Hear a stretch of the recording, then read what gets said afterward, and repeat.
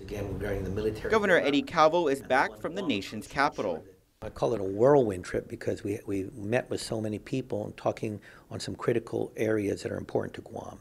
As part of a series of meetings with federal officials, Governor Calvo had a chance to discuss issues considered critical to the island, from the fragile island infrastructure to issues over the Clean Air and Clean Water Act. In fact, the governor had a chance to meet with EPA Administrator Gina McCarthy on concerns over how Guam is looking at possibly $1.5 billion in anticipated costs for compliance with environmental federal regulations. It was important for us that here we have a territory of 160,000 people. We have a per capita income which is much less than the state of Hawaii and many other states. And we're having a burden that's nearly $10,000 for every man, woman, and child that live in this island. And while those concerns are being considered, Guam did get some actual answers, or rather approval of compensation in terms of Medicare and Medicaid for the hospital.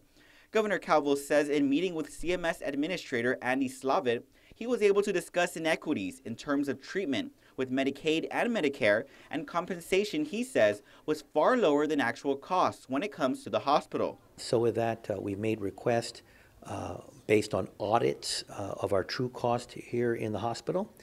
And right there at that meeting, and just about an hour later, he okayed the compensation to the hospital for fiscal years 7 and 8.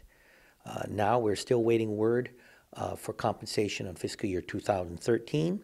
And also we're looking at a favorable response on fiscal years 9 through 12, where we have asked for a waiver on certain respects, and there are some issues that we need to work through.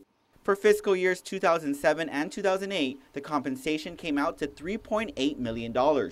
He believes Guam can get an additional $18 to $20 million for the following 5 fiscal years. Meanwhile, this trip also marks the governor's first visit to Washington, D.C. since the record of decision was signed last month. Meetings were held with people tied with the military buildup, including Office of Economic Adjustment Director Pat O'Brien and Alaska Senator Dan Sullivan. It's a one Guam approach where, this will be good for the United States and its allies, but it'll be good for the people of Guam. So it was an opportunity to meet with him and to further enforce this message, and as we move forward to ensure that outside the fence investments are made by Congress. Governor Calvo says meeting these federal officials in person has more impact and hopes more changes are made for the island. Reporting for Guam's News Network, I'm Ken Quintaniza.